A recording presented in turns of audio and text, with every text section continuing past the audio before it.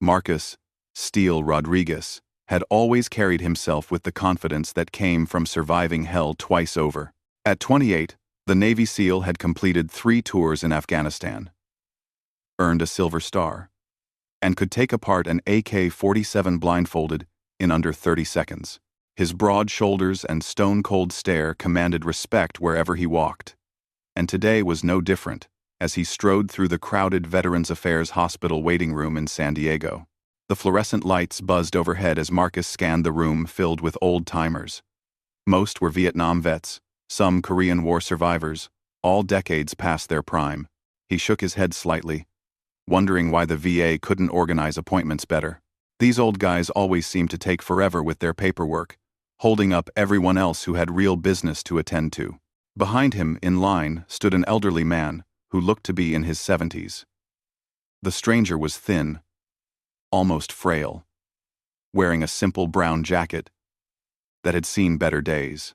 His silver hair was neatly combed, and despite his age, he stood perfectly straight with military bearing. What caught Marcus's attention, however, was the small collection of ribbons on the man's jacket. Most were standard-issue medals that every soldier seemed to have, but there were a couple Marcus didn't immediately recognize. The line moved slowly, and Marcus found himself growing increasingly impatient.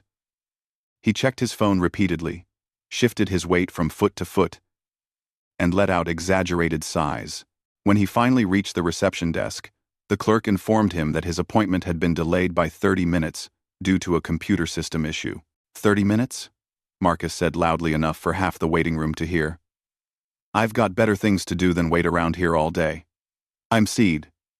As he turned away from the desk, he nearly bumped into the elderly man who had been standing behind him.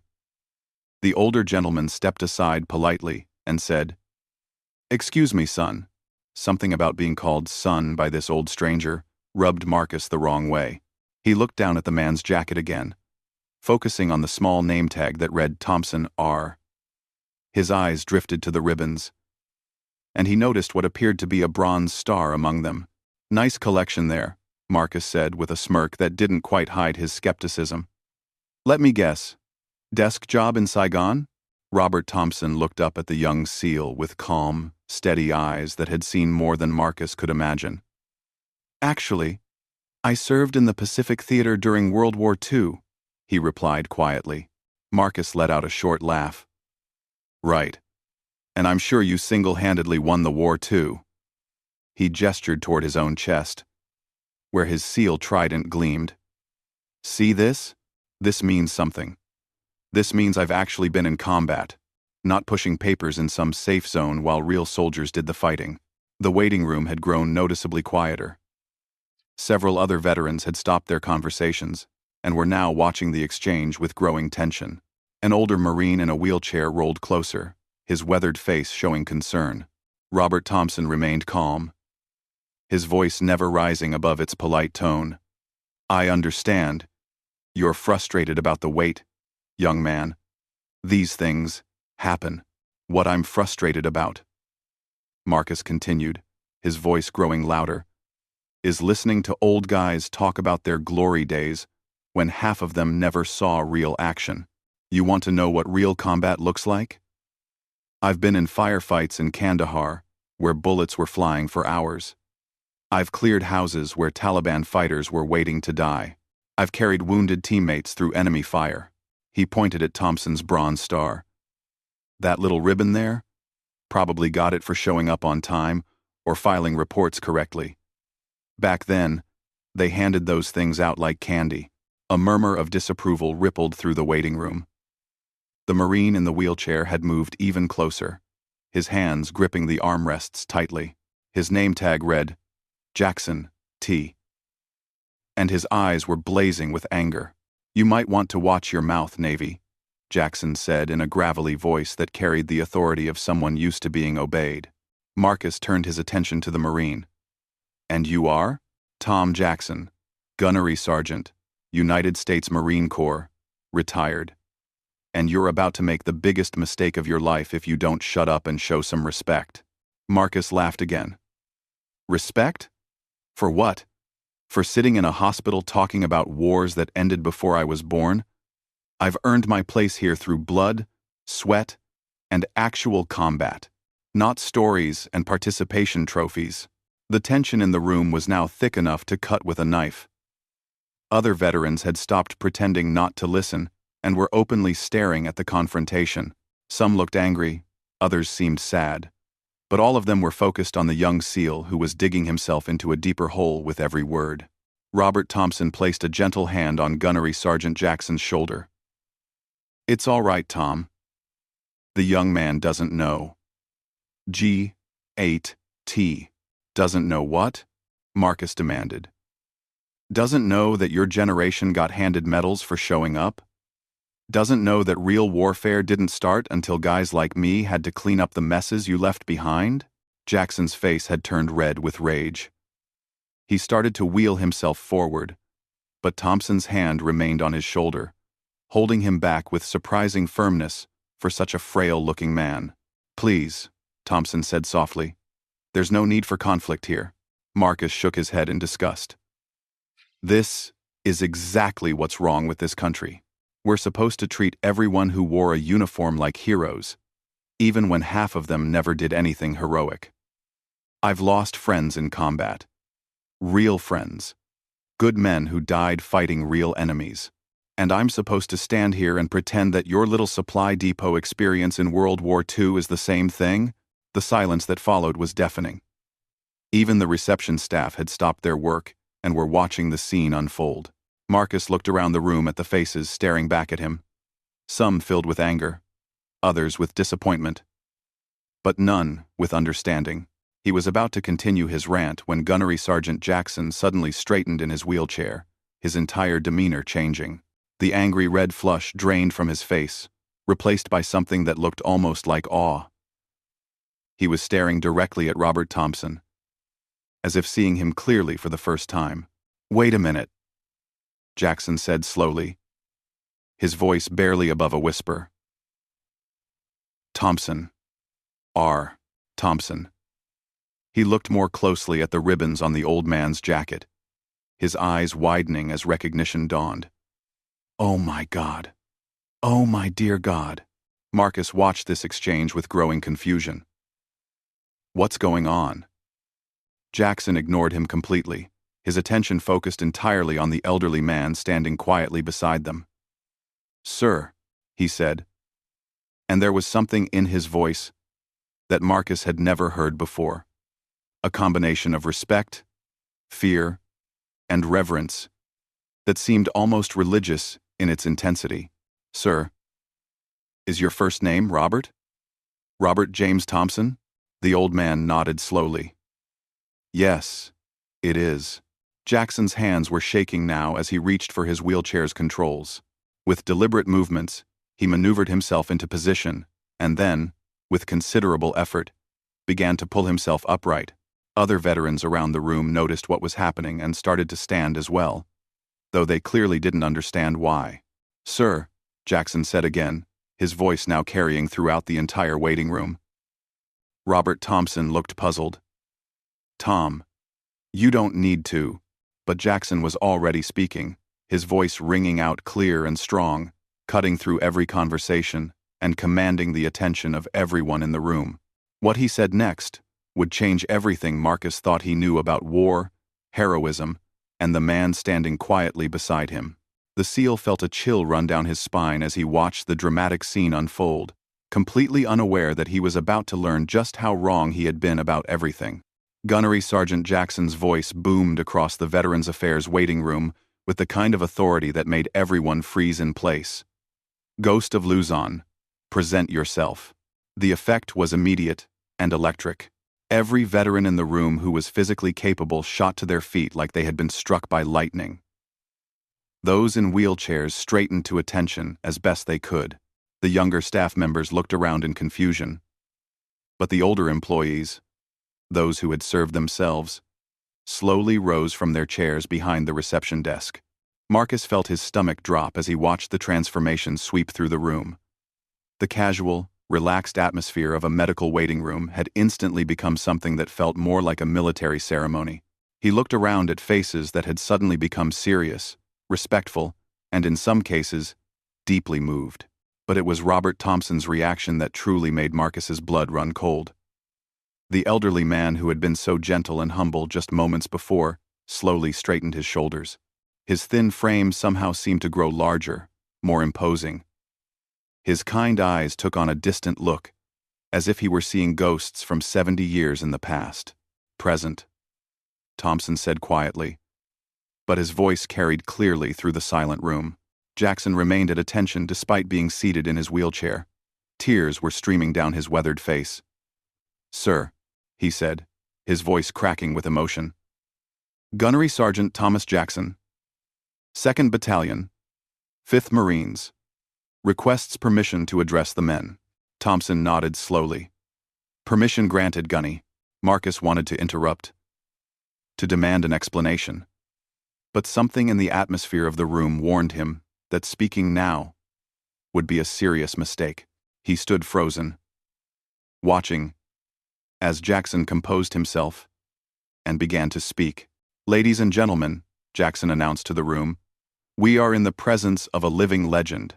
This man standing here is Staff Sergeant Robert James Thompson, United States Army, recipient of the Medal of Honor, 2 Silver Stars, 3 Bronze Stars, and 2 Purple Hearts. But more importantly, this is the man they called the Ghost of Luzon." A collective gasp went through the room. Several of the older veterans began whispering to each other, and Marcus caught fragments of conversation. "I thought he was dead. Heard about him at Benning.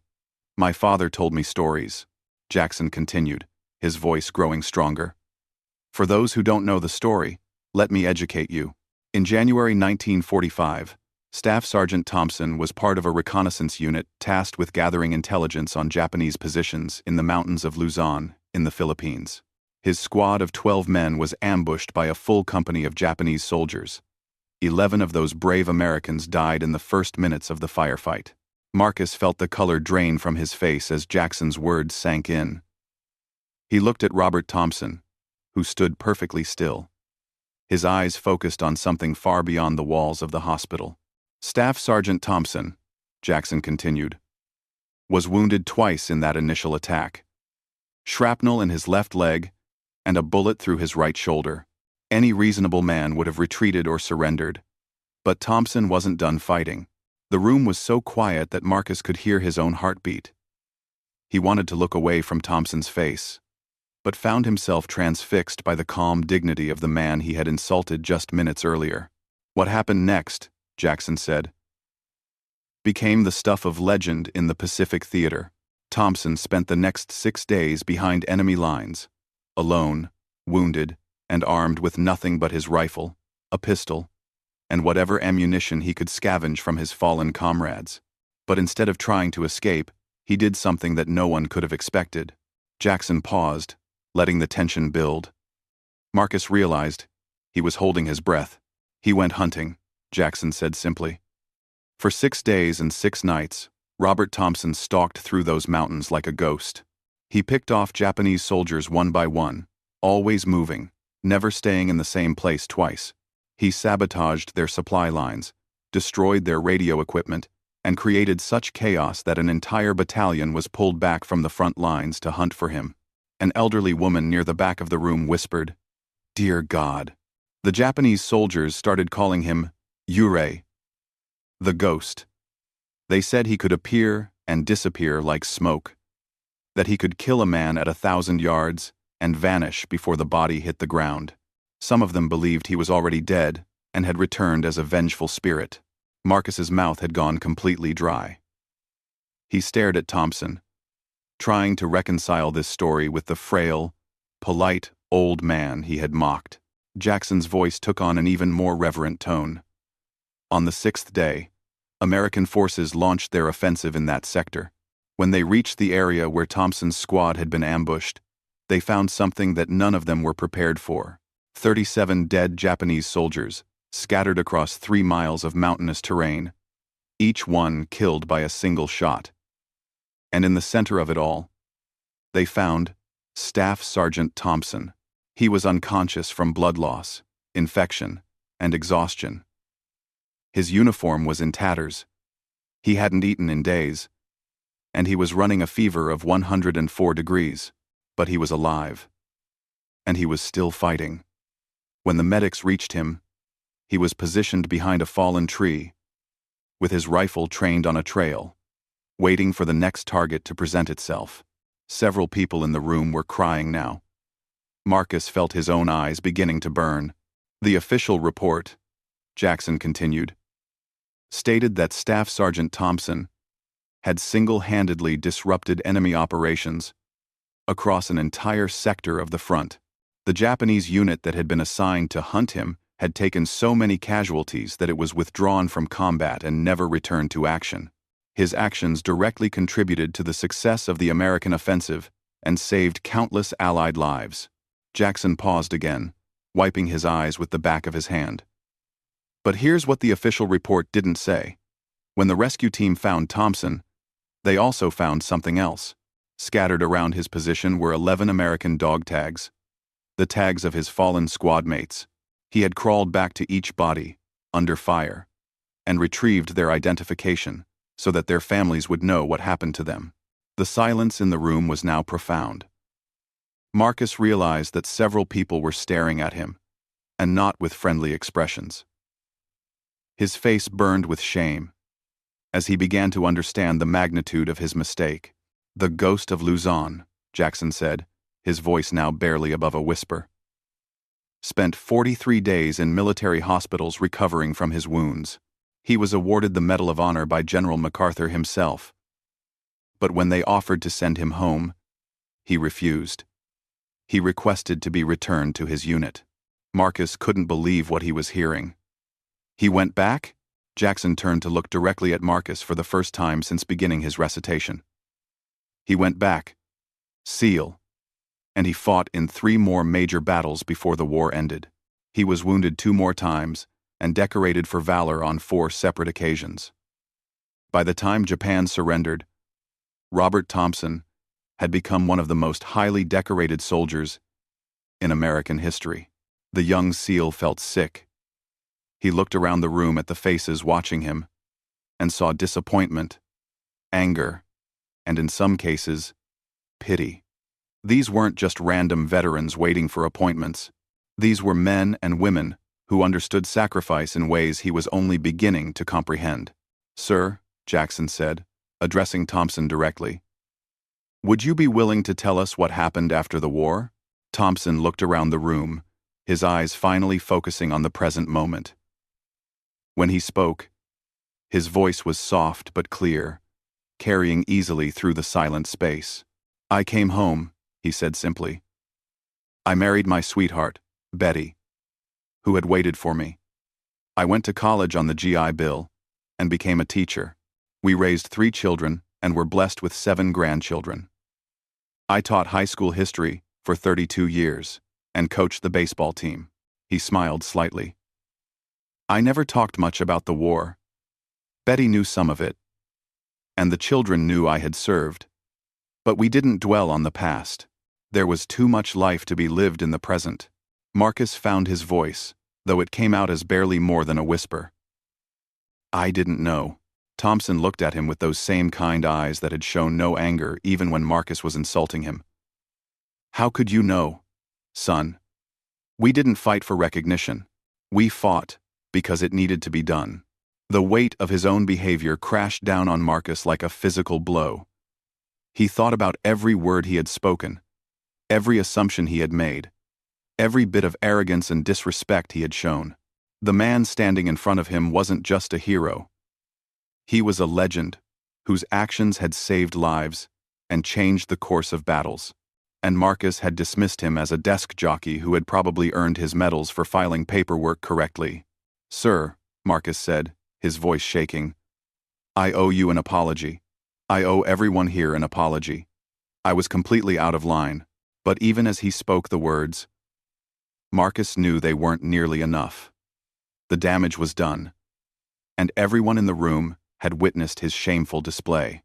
He had revealed himself to be exactly the kind of soldier that gave the military a bad name. Arrogant, disrespectful, and completely ignorant of the sacrifices made by those who came before him. Thompson stepped closer to Marcus, his movements slow but deliberate. When he spoke, his voice was gentle but firm, and Marcus realized that this conversation was far from over. Robert Thompson stepped closer to Marcus, his weathered hand reaching out to gently touch the young SEAL's arm. The gesture was so unexpected and kind that Marcus felt his composure begin to crumble entirely. "Son," Thompson said quietly, "I want you to understand something important. Your apology is accepted, but this isn't about you making a mistake. This is about you learning something that could change your life." Marcus looked around the room at the faces still watching him. Some showed anger, others disappointment, but many reflected the same gentle understanding he saw in Thompson's eyes. He realized that these veterans weren't just angry at his disrespect. They were concerned about what his attitude represented. "When I was your age," Thompson continued, "I thought I knew everything about courage and sacrifice too. I had trained hard. I was in excellent physical condition, and I was confident in my abilities. But you know what I learned in those mountains on Luzon?" Marcus shook his head, not trusting his voice. "I learned that real strength isn't about how tough you are or how many missions you've completed. It's about understanding that you're part of something much bigger than yourself. Every soldier who ever put on a uniform, from the Revolutionary War to Afghanistan, has contributed to the same mission: protecting the people and values we hold dear." Gunnery Sergeant Jackson wheeled his chair closer. "Thompson's right, Navy.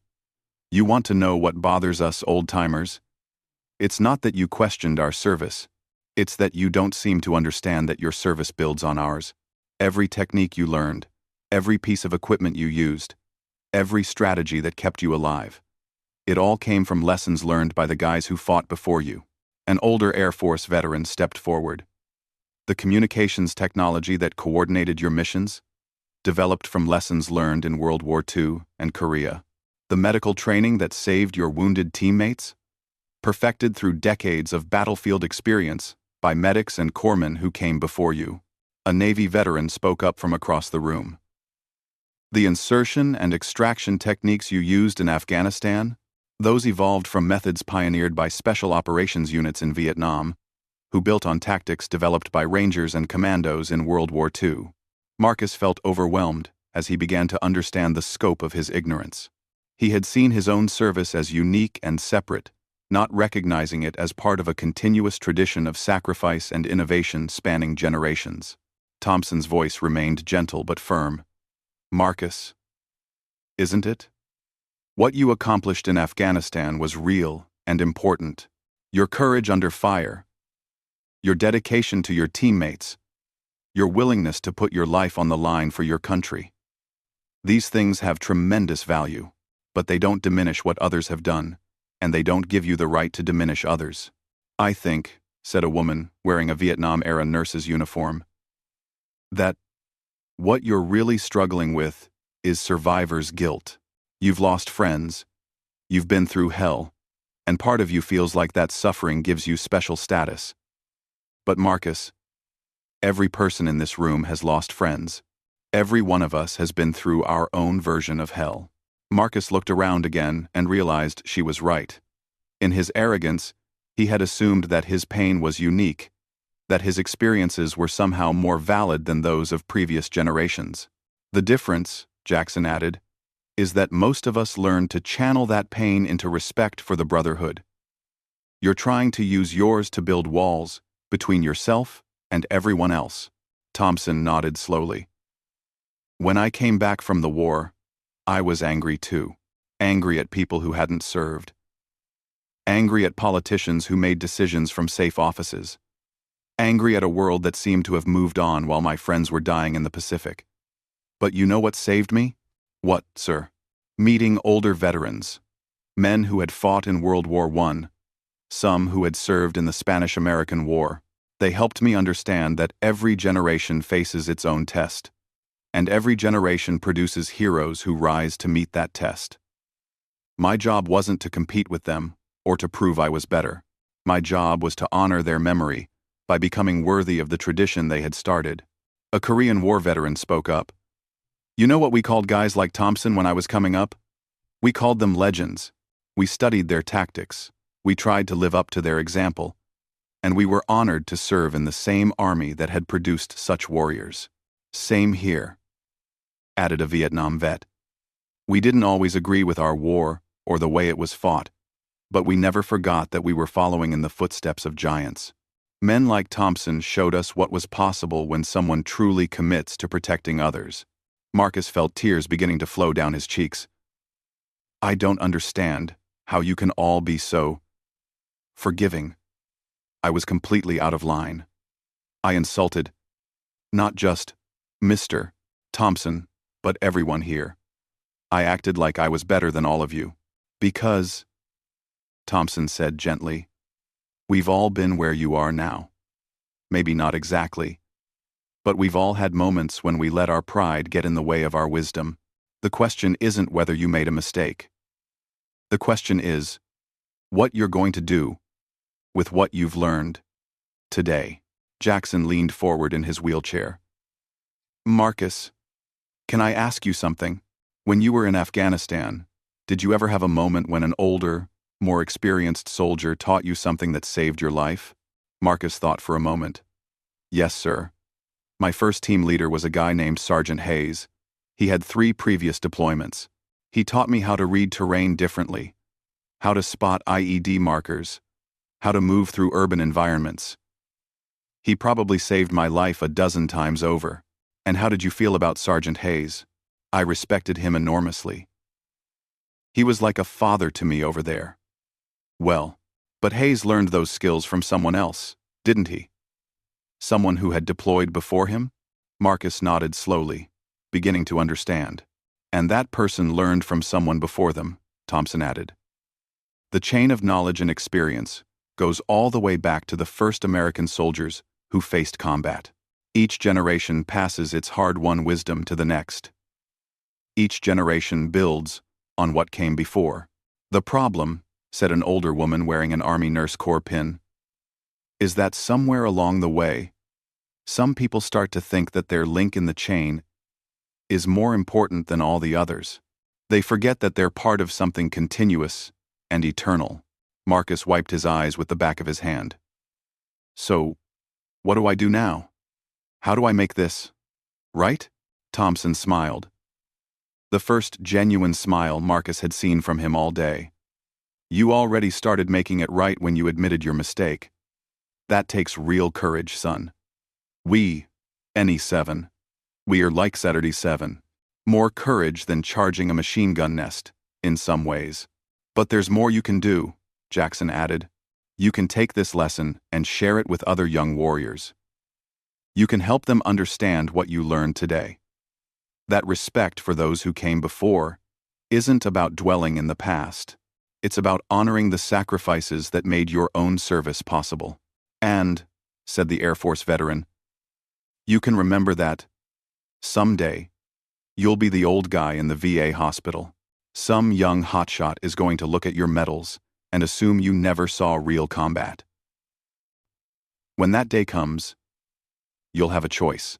You can get angry and defensive, or you can remember this moment and help that young soldier learn what you learned today.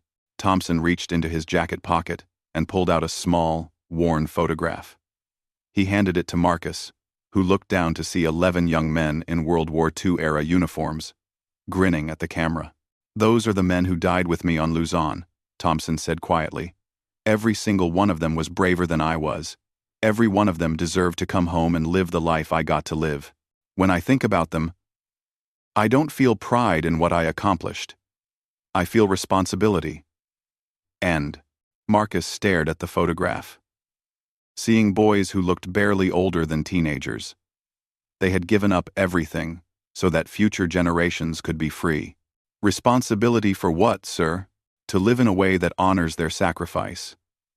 To treat others with the kind of respect and kindness they would have shown. To remember that being a warrior isn't about being the toughest guy in the room. It's about being willing to serve something greater than yourself. Thompson gently took the photograph back. Marcus, you've proven you have physical courage. You've shown you're willing to fight for your country. Now it's time to develop moral courage. The courage to admit when you're wrong, the wisdom to learn from those around you, and the humility to recognize that you're part of a tradition much larger than any individual. Around the room, veterans began to return to their seats or resume their conversations. The formal atmosphere was fading, but the lesson remained. Marcus stood in the center of it all, feeling fundamentally changed by what had happened. "Sir," he said to Thompson, "would it be appropriate for me to ask about your experiences? I mean, if you're comfortable sharing them? I feel like I have so much to learn." Thompson's eyes twinkled with something that might have been amusement. "Son, I'm 86 years old, and I'm sitting in a VA hospital waiting room. I have nothing but time, and I'd be honored to share stories with a fellow warrior, but only if you promise me something. Anything, sir. Promise me that when you meet the next young soldier who thinks he knows everything, you'll remember this moment. Promise me you'll help him learn what you learned today, but with kindness instead of humiliation." Marcus extended his hand, and Thompson shook it firmly. "I promise, sir. And thank you. For your service, for your sacrifice, and for your forgiveness." As they settled into chairs to continue their conversation, Marcus realized that this day had changed him in ways he was only beginning to understand. He had walked into the hospital as a cocky young SEAL who thought he had all the answers. He was leaving as a humbled warrior who finally understood the true meaning of honor, respect, and the unbreakable bond that connects all those who have answered their country's call to service.